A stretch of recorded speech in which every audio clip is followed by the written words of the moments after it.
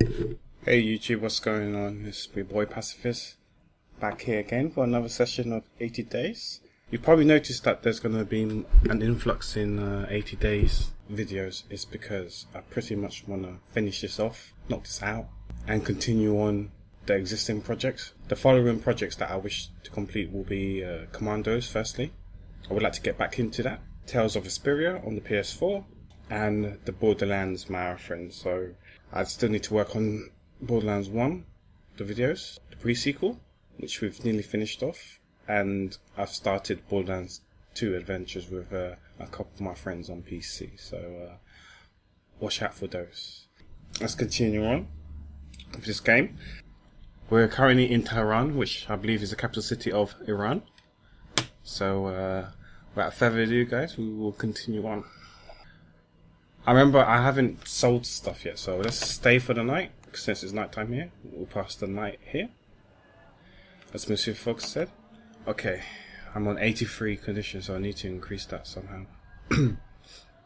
Tehran was a city of invention and artifice, wrapped around ancient grandeur. Bayanda Enshef floated between the minarets of mosque and church spires, glowing golden in the gaslight. I sought out engineers and found them in the cafes drinking heavily sweetened coffee and racing their inventions across the tabletops. I spoke to the metal forgers, an older woman whose muscular arms bulged under her chador leaned closer. The other artificers call us mere blacksmiths, she said, waving her burned, spotted hands. But could they make their wondrous devices if we didn't first hammer out their copper sheets and spin their wires? It is fine work, I remarked. The finest, a middle-aged fellow by the name of Rafik remarked. In other cultures, a copper lily may be enough for an artificer to complete their education, but we all apprentice to other guilds and craftsmen. To truly make an automator, we must be jewelers, architects, shipwrights, cobblers, doctors, dancers. Must you also learn the skill of valet? I asked with enthusiasm. He looked over me and considered a moment. No, he replies. There you have me. You have found one skill we do not need. I swallowed. Are you sure you're not a poet? And I'm a dancer too, Rafik winked. We clinked our coffee glasses together. Someone further in called out, to the Shahanshah, and we all raised a cup, and some added, may he live forever under the watchful eyes of the Prime Minister, and everyone laughed. That is my abiding memory of Tehran, a place where people could be both right and humane, all at the same time, a rare thing in the world of ours. It is a city I am sure that will stand forever. Alright. Can't go to the market yet. It's probably too early. It opens at 7. Okay, let's wait till 7. But let's go to the market. Let's oh. What did we say that we can sell? It was the fur coat, right? I'm sure it was the fur coat. Since the fact that it can be sold for a lot, for 500. Let's go. Bam. We want do we want the Russian timetable?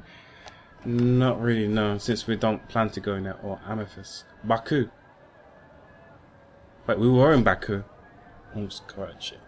I don't think that would be ideal. We're going Kabul. The plan was to go to Kabul, so we get that as well. Okay. Okay, that was good. Let's see where we can go. No routes yet. I forgot about that. Hello? We're wasting time here. Let's explore. Have we found new routes?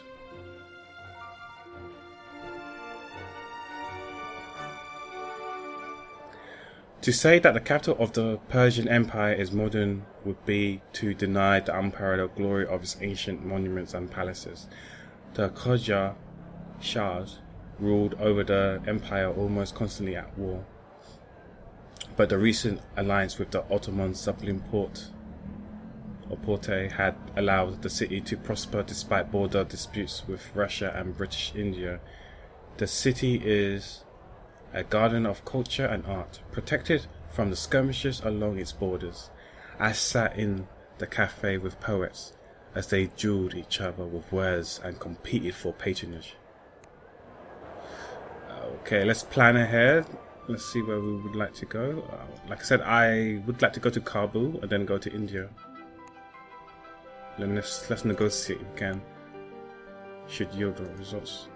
No charge. That basically means same price. 600. Okay, we got the money. We got the monies. We got the funds. Let's embark to Kabul. Kamar-Taj. I'm guessing that's the vehicle of transport, method of transport. A black metal horse reared from the prow of the Kamar-Taj, a masterpiece of Ottoman style, powered by a new type of Persian engine. It ran from Istanbul through to the Persian Empire and all the way to British frontier city of Kabul. I was sorry to be leaving Tehran, a place of true possibility. Still, the Kamar-Taj left us in no doubts that we were leaving. Its engine fired, and we rocketed away along the rails. Let's converse. Begin conversation. Greetings, Madame Tamina. Passport 2. Did you say? What a strange name. Are you sure you know all about Kabul? I've nothing against you personally, Passport 2, but I rarely talk to servants. Oh, gosh. Baghdad? I don't even know these areas. I'm not going to lie. Let's talk about Quetta. Is it possible to go from Kabul to Quetta? Have you heard that you can buy tea sets in Quetta worth a huge amounts in Karachi? Okay. Is there any other Herat? Is it possible to go from Kabul to Herat? Did you know buyers in Rangoon will pay very well indeed for geometric equipment from Herat? I don't even know what can fetch a high price, but we haven't found any locations to go. Like new locations and new routes. One of the Armenian porters nudged his Pashtun friend and muttered something uncomplimentary as he watched me struggle to load our things into the luggage car. I focused upon my task, but they continued to stare at me in discourteous fascination. You look very strange for a servant, said the Armenian fellow, whose name turned out to be Abadjan. I looked the man level in the eye. Well, I'm a strange sort of servant, I admitted, thinking of the unconventional service I had performed for my master since we had departed London. They only laughed pityingly in response. Monsieur Abadjan tucked a purple lamb's wool pashima around my neck. Perhaps this will help, he said, rather hopelessly. I stroked the soft fabric. As I returned to my compartment, Monsieur Fogg made no comment, distracted by the whistles and shouts which marked our departure from Tehran. The parchment calf should fetch a good price in Colombo, should we decide to sell it. Okay, we can. Oh, frick! I should have clicked on Fogg. Could have increased the thing. Never mind. I woke to the gentle rumble of the train and just quickly decided to wind my scarf around my neck. With pride, in dashing style. Monsieur Abadjan was entirely correct in his sartorial assessment. The colour suited my complexion very well. Monsieur Fogg took one look at me and raised an eyebrow. Very vibrant, he remarked. Okay, would you like it, monsieur? I asked, holding the pashima out to him. Monsieur Fogg hesitated a moment, looking at my outstretched hand, and then he took the scarf with calm deliberation. Thank you, Passepartout, he said equably, tucking it away.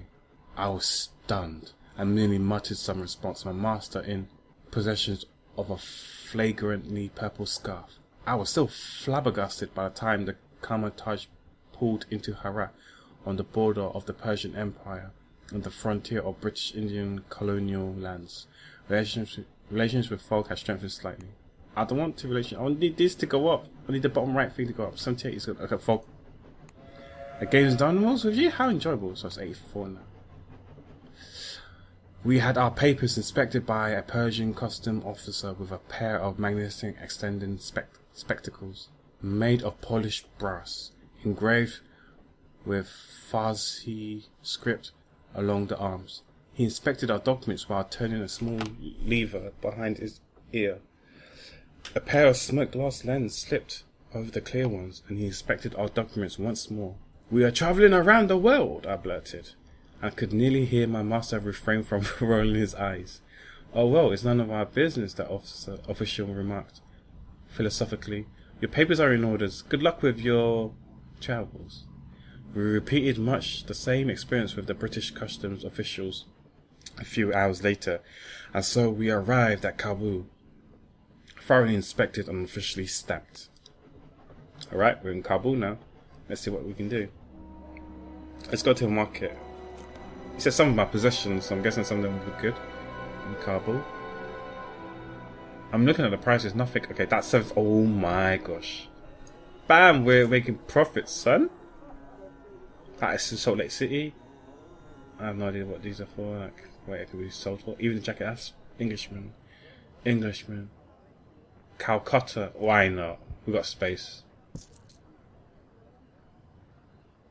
Savaro. Okay, that would do. That would do. Very good bargaining and possible too. Okay, let's head for the night.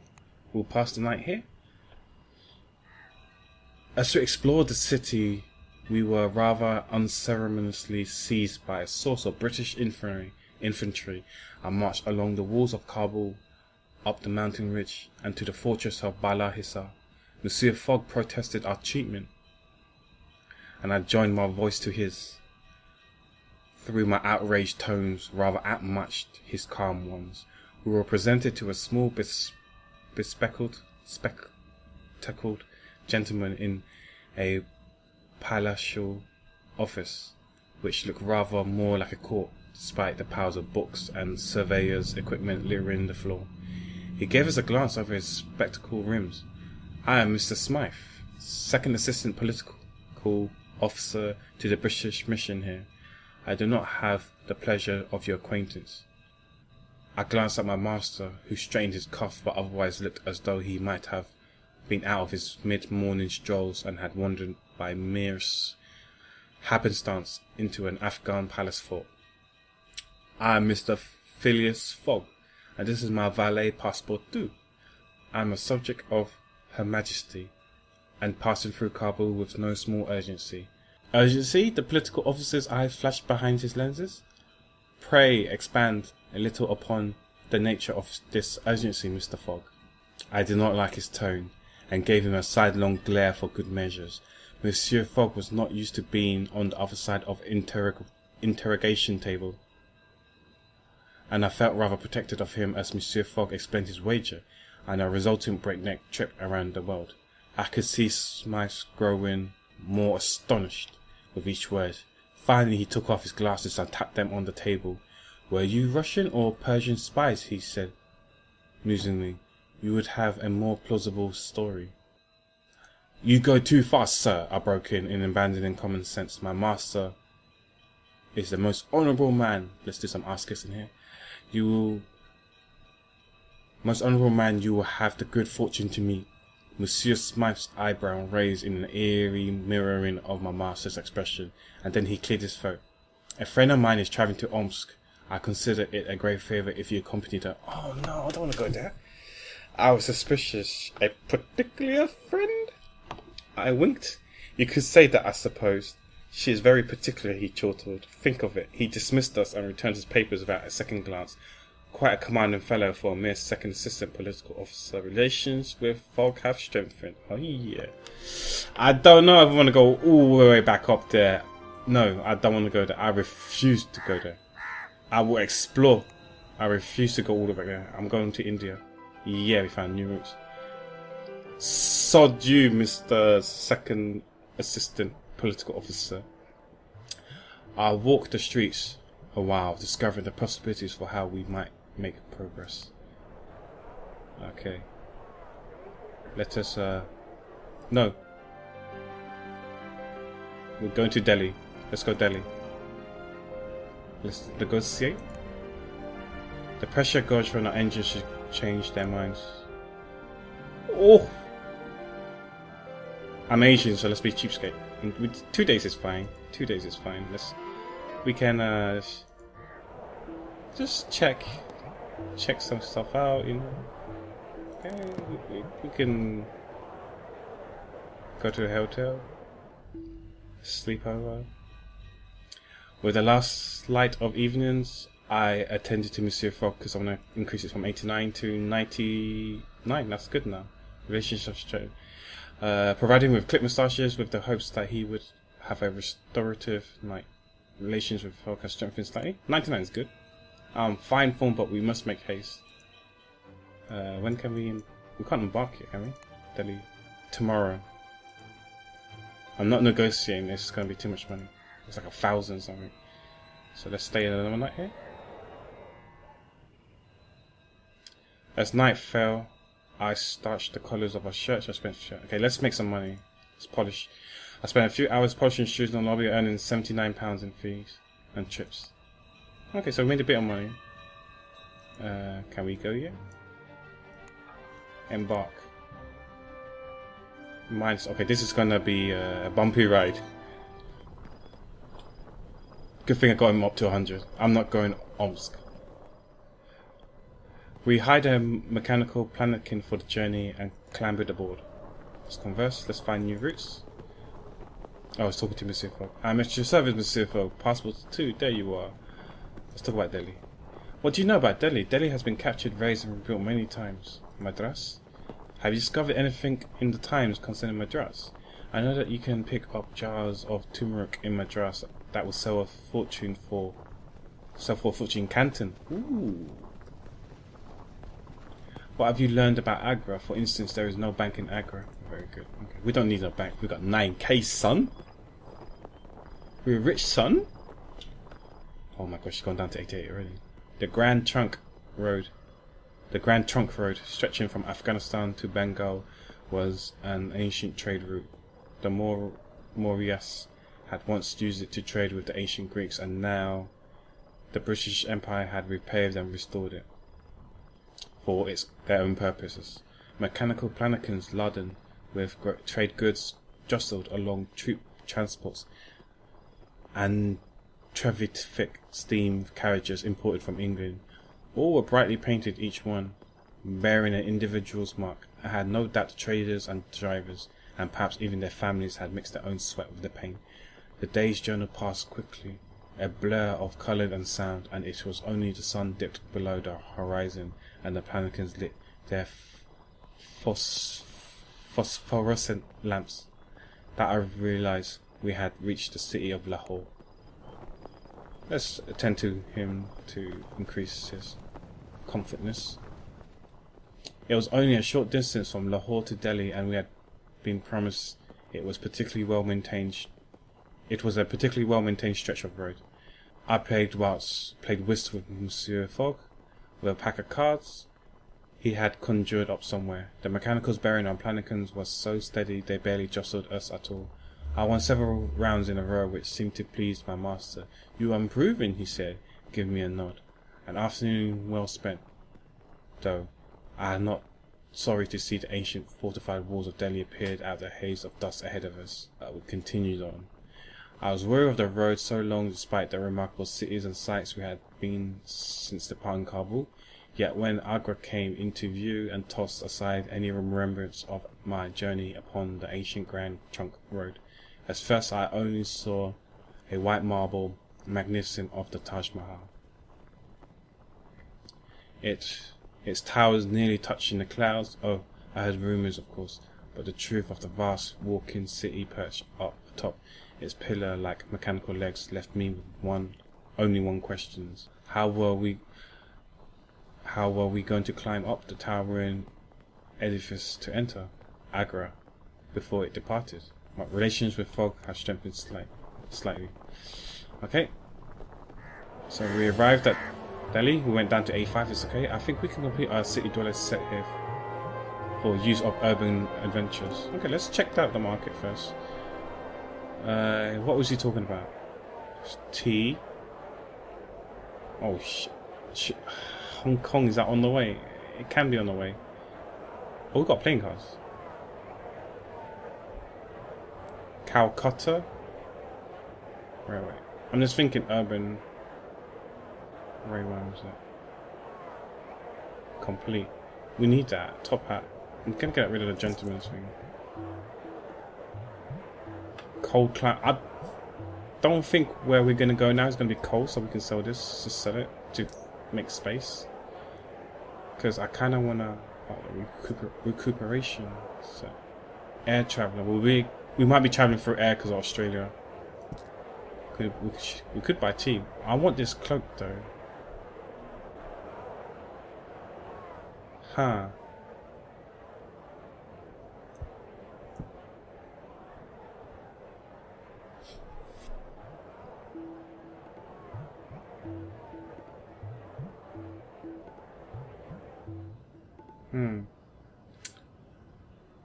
So we sell cards at Domino's. Sell Domino's. 0. 1. Wait, no, 1, 0. So let's move that there. I'm not even sure we're gonna be going to Calcutta, but I'll keep it there for a while. Oh, this looks so good. You know, frick it. Let's buy another suitcase. Maybe I'm being greedy. We bought out everything. Let's plan ahead. Okay, where are we gonna go? We're in Delhi. We can go to Agra, which arrives tomorrow. Yeah, we could do that. It's okay if there's no bank. Oh, so I guess we stay for the night and then we head away. Okay, let's stay for the night. Before going to bed. We don't really need money. I want comfortness. I afforded my masters every service, providing him with a new haircut with the hopes he would have a comfortable night. Yeah, it's 99 and our relationship strengthens. So let's depart to Agra and then we can explore there. So I guess we kind of want to go to Hong Kong. I don't know where Calcutta is. I thought Calcutta's to our left.